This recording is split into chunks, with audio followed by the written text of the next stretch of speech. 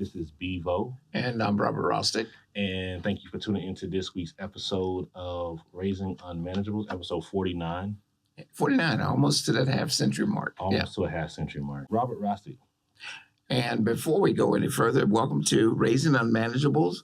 As was stated with Brian, we have Mason Garion producing and Lumiere Rostick, who is assisting today. Hello. Yeah.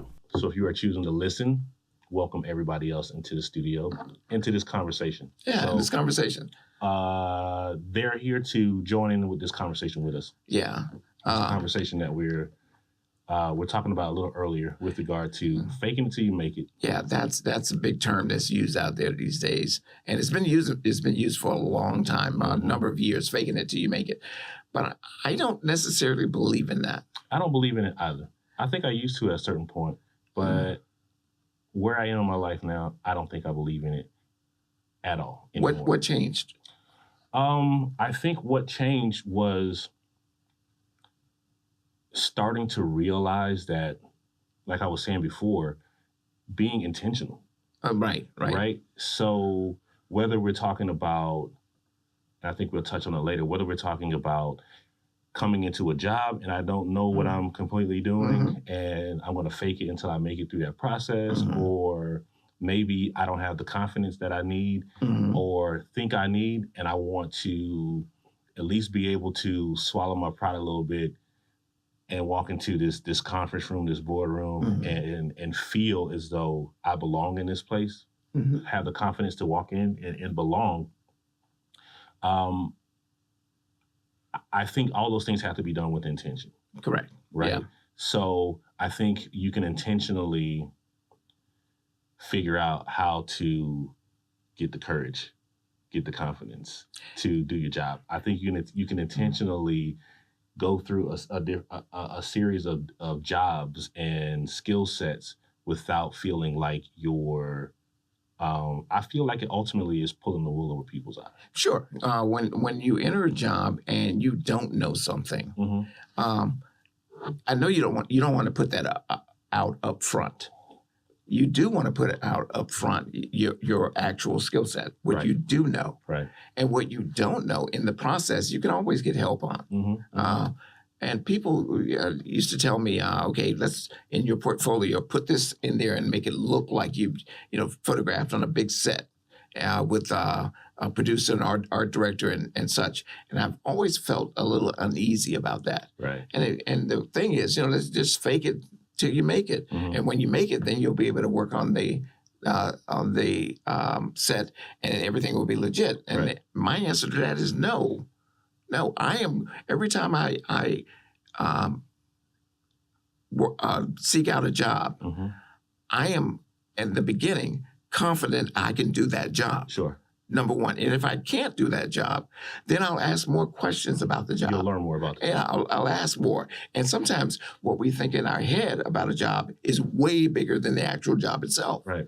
So let's get out of the realm of, because I think a lot of the times we look at this as, I want to achieve a thing specifically for a job.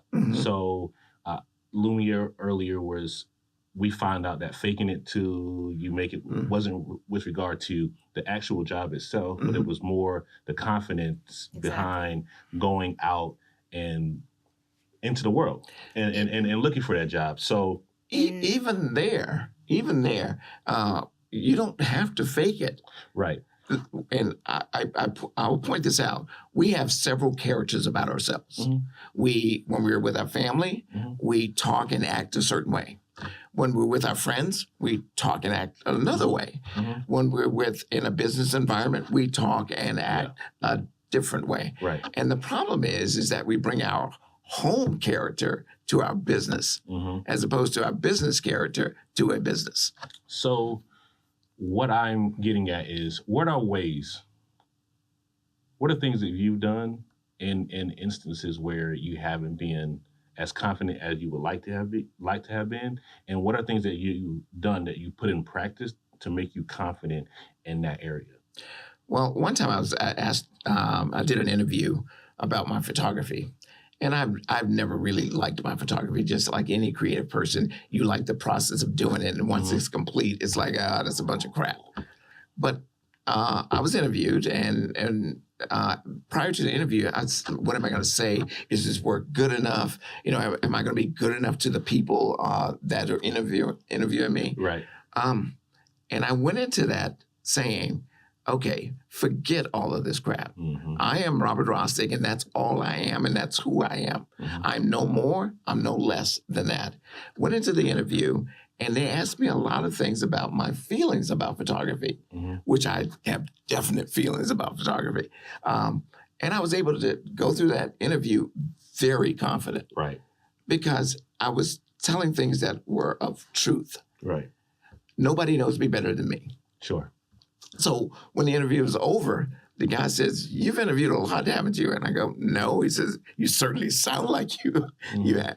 So that's one of those things where I put up a guard at first, thought I was going to fake something, and then decided not to, and had a better outcome because of it. Has there been a situation where you did have or feel that you had to fake it, and because in that situation, it seemed as though the interview was not what you expected. And so you didn't feel the need to fake it because they were asking questions that you could answer. But I didn't know that in the beginning. Exactly. The thing about it was that where most people, I find that most people do this, is on their resume. And I began to do that at first, initially as well. Beef up my resume. Throw in, as Mason was saying earlier, throw in words that were so highfalutin, but they were totally out of character when you read the entire thing. And I discovered that wasn't me. And that's why I am really, especially these days, I think the work you do is more important than your resume. Absolutely. Someone sent me a resume the other day, and I immediately was looking for the link to his work. I was like, I don't really care about your resume, right? Because once I see your work, I'm going to call you and have a conversation with you. And your resume, I may ask redundant questions because I probably wouldn't have read it because I'm basing our conversation after your work. But I think what Lumiere is getting at is, without putting words in her mouth, is how do you determine a situation that how do you walk into a situation and show up as yourself without having to feel like you're faking it? I think if that question should go right back to Lumiere. What are your fears about being yourself? That it won't be enough to get the job. And I think specifically at this time, specifically, maybe in my time was the 90s, right? Early 2000s. Your time was before that. But specifically right now, I think if you're not enough for that specific job, that's not the job you need to walk into, period, right? That's not a job I don't think you want or you need. If you feel like, but on the flip side of that is try some things out first. Right? Sure. Go out and do, and you're really good with communicating with people. You always, every time I'm here and you're here, you show up as yourself. That's the person you should walk out of here and present to anybody all the time. Well, that's the problem. People do not believe in who they are. Right. If they are shy, then that's you're shy. That's it. You're not going to be that person that's gregarious and out there with everybody, but you're shy. You said it earlier. You nailed it on the head. I may be shy as hell.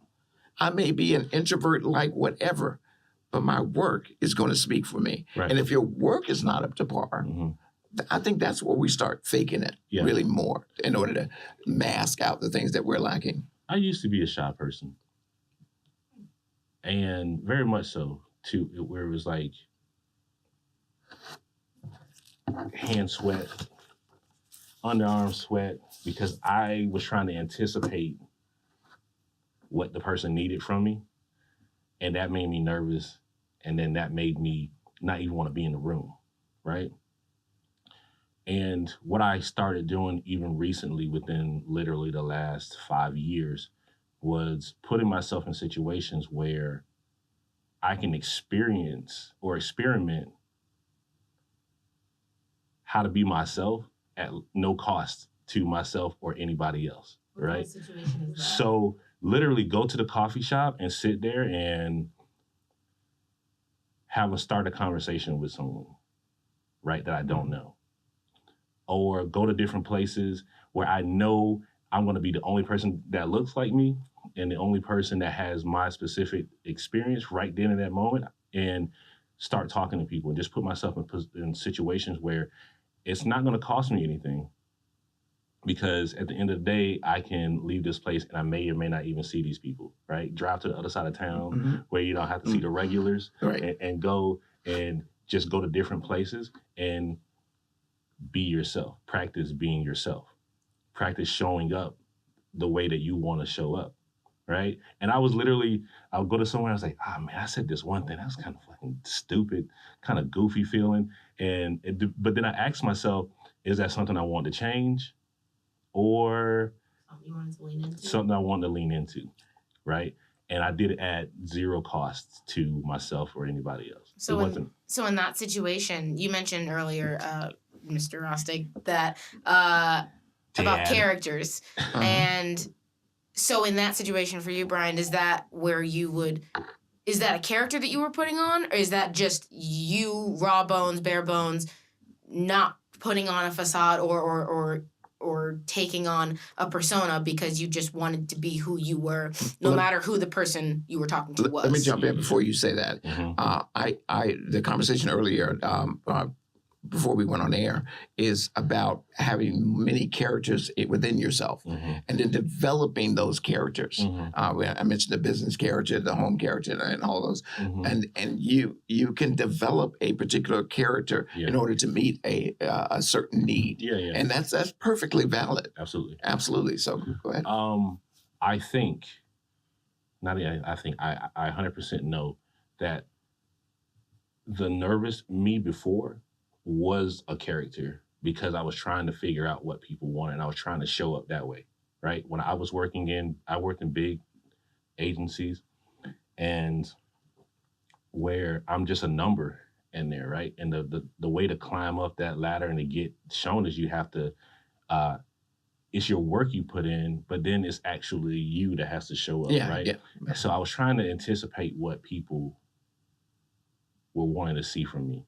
And that's what was that was my character, right? Because then when I get home, I'm goofy, and I'm way less buttoned up when I'm at home. I'm way, and even just with friends, and even if I'm at a work environment, and if I'm in a room with a very important person at that place, but I'm in a room with them by myself, then I'm back into who I wanted to be. So my whole thing was trying to fit myself into the crowd, and what that was doing was kind of getting me further away from who and what I really am, right? And I think that's how we end up almost 40 years old and still trying to figure out who we are, because we spend a lot of time trying to figure out what other people want from us. And I think that if you start off knowing that who you are, what you are, is enough, and it's the work that you do that will propel you, then you're starting off at a good place. If you start off thinking that you are not enough, and the work that you do, even though it is of quality, people are going to pick up on that, because people don't necessarily hire you for your great work. They hire you because they can get along with you. They can work beside you. And if they can't work beside you, it doesn't matter what kind of work you produce. And I just did an interview the other day where the woman, I asked her, she's the owner of the coffee shop in Dunedin, and I asked her about her employees, and she called them extensions of herself, and herself meaning her business, right? So a person may not be skilled in this specific area as much as the next person is skilled. However, she wants everyone in that business to represent her, even when she's not there. Right. So a lot of the times we hire people not just because they're all the best ones, but some people, they may not be as skilled, but they're going to be the ones you're going to want to send out into the world to converse with other people because they have that thing about them. Character. Yeah, that character about them that's just raw and real and genuine. Yeah. Mason.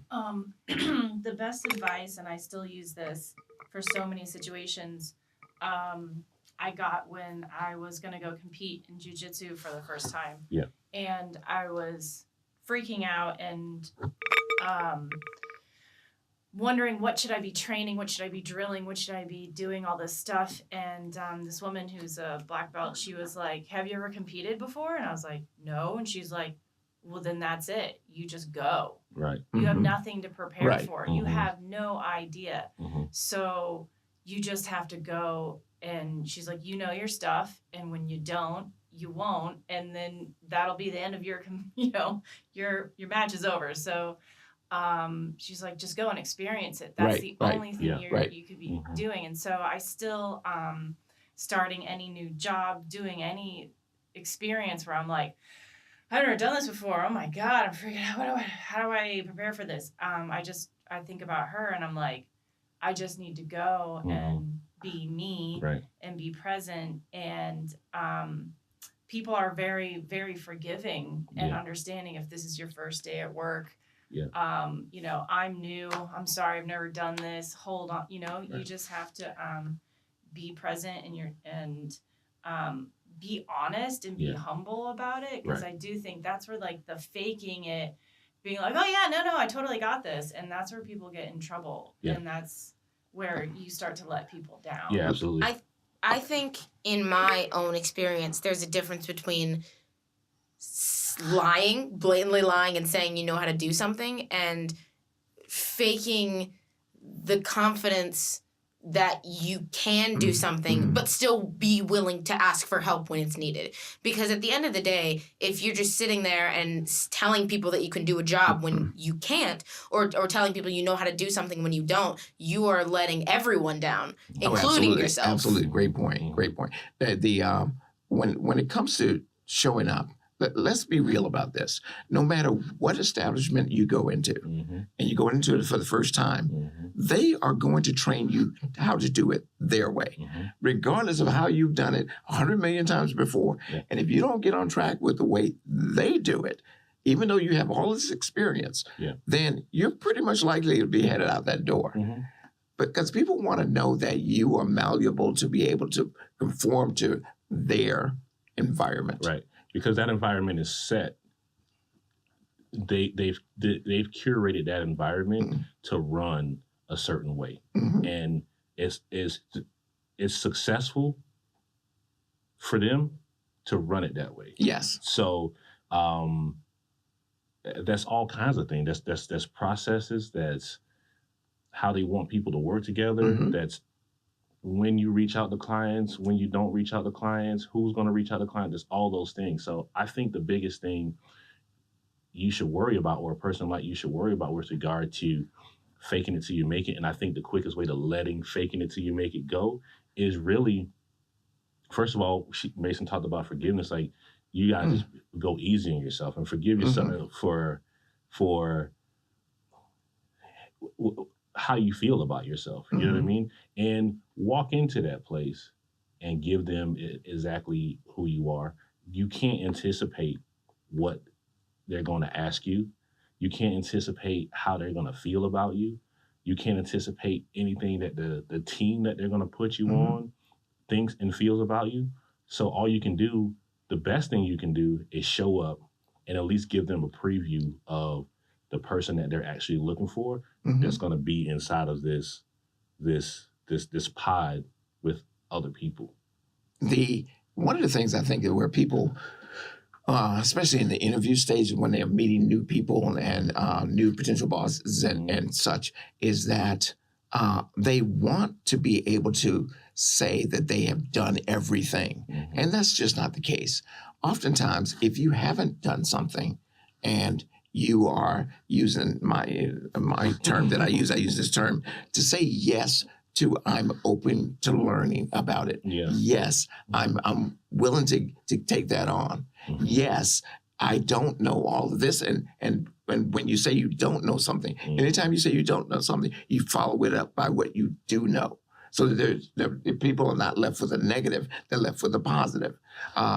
Do you do coffee? I haven't done coffee, but I do a lot of tea, and I'm willing to learn how to do coffee. I know that's a simplistic way of saying it, but you always answer with a yes. I am wanting to be involved in that. Right. And with the negatives that you put forth, it is a yes. I'm willing to give you a positive on top of that, of what I don't know toward what I do know. One way you can look at these things too, and I think, is to think of an interview as they're interviewing you and you're interviewing them. Absolutely. Right? It's a two-way street. Right. They have what they're looking for with regard to, because they're thinking about how to put you on a team, and they're thinking about how to put you into their machine, right? No matter how big or small that is. But if you go into an interview with the mindset of, if I don't hear from them what I want, maybe I don't want this job. Absolutely. Right? So maybe you have some questions for them that kind of put the ball back into your court as far as the not really a control. Well, control. No, it is a form of control. Control. That way you can continue being yourself. So they ask their formulaic questions, and if they're a good interviewer, they're going to ask you some off the beaten path questions. Sure. They're going to ask you questions about music you listen to, or hobbies, things like that, because they're going to ask you things that aren't on the resume, right? And I think you should have the same questions for them. Like, what is? Ask them what your trajectory might be there, or someone in your position. How long does it take to get from point A to point B? Like, how much effort do I need to put in to get your job? You know what I mean? Like, just some questions to where they have to think too about what their answers are going to be as well. And that's so very true. You both are interviewing each other, and oftentimes we, as the person being interviewed, do not realize the power we have at that point. Everything about life is is a negotiation. And if you are not negotiating, then you are subject to the will of this slave mentality. Right. I know that's very strong. I'm saying that. But unless you own yourself and own your worth, then yes, you will be faking it to try and make it, because you won't make it. Right. And I think, I'm not sure, but I think a lot of faking it till you make it comes out of scarcity. Yeah.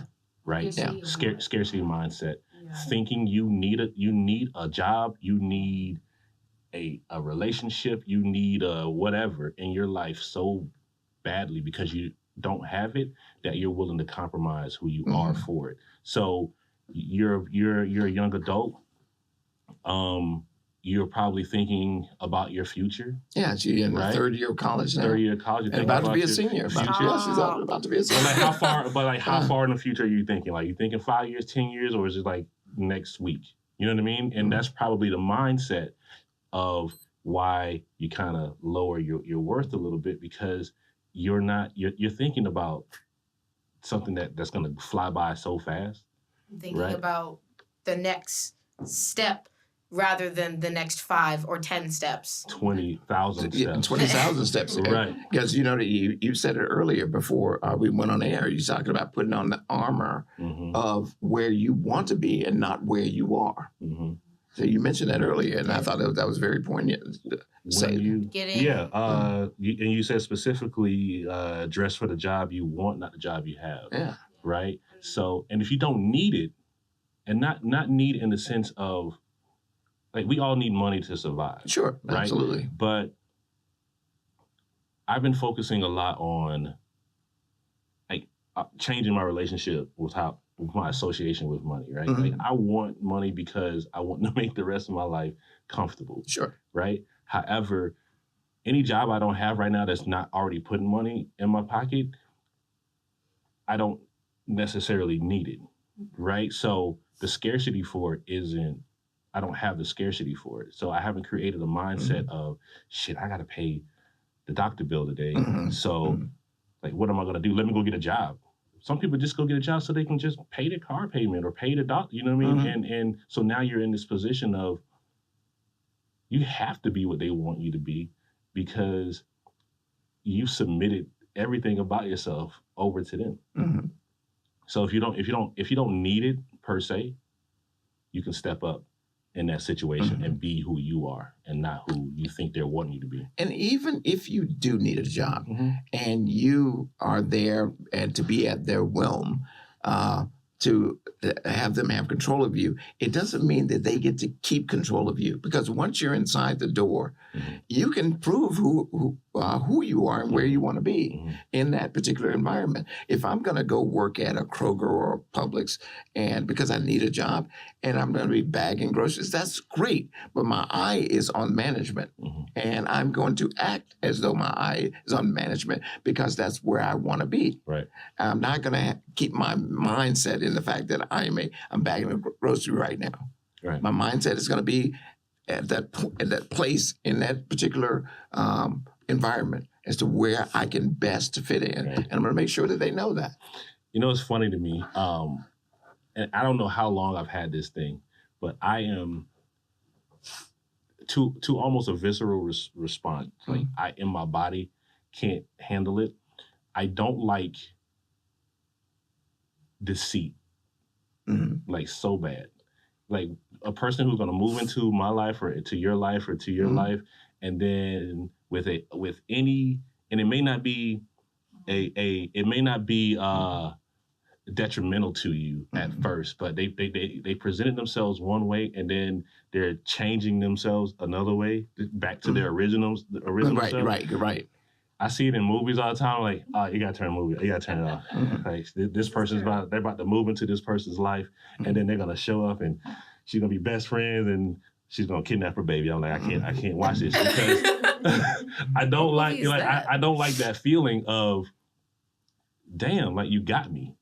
You know what I mean? Like, I would rather you show me that you are that you mean me harm right now, and then let me make a decision versus get me down the road and then show me something else. You know what I mean? And so even if it's a good thing, I would rather you show me all the good things right now.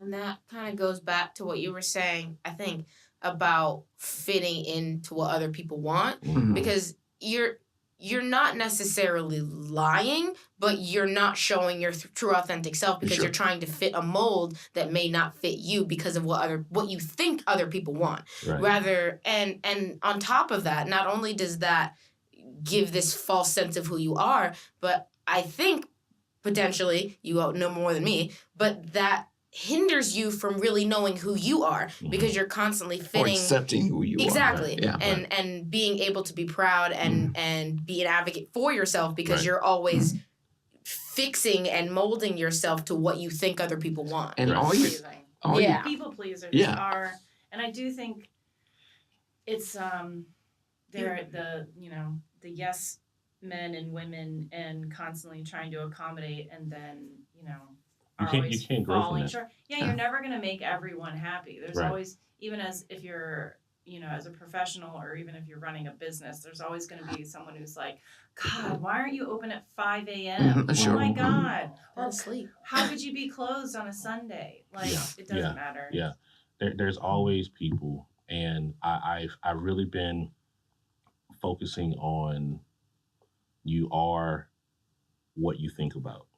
Right. And we've all heard of laws of attraction. I'm paying so much attention to it right now, studying it. It's so interesting. And if you think you're not confident, then you're probably not going to be confident. Right. So you just have to just give yourself the permission to go and be what you want to be in that instance. Right. And that doesn't mean if you want to change your lifestyle to how you see fit, then change your lifestyle. If you want to change your appearance, then change your appearance. But it should really be based on you and not what you think they're looking for. Right? My wife always gives this quote out, and it's been said 100 million times. Whether you think you're right or you think you're wrong, no matter what, you're right. Right. On either case. Whether you think you want to be somebody or you think you're going to be nobody, you're right. Either way. Yep. So let's stop faking it till we make it, and let's start making it so we don't have to fake it. That's right. So, Robert. Yes. what should everybody be doing every day? I want to make sure that you understand that each and every day that there is absolutely no need to fake it because you are unmanageable. Absolutely. And with that being said, I'm BEVO. And I'm Robert, what is my name? Robert Rostick? Roberto Robert. Roberto. Yeah, I don't even know my own name. Thank y'all for checking us out this week. Peace. Peace.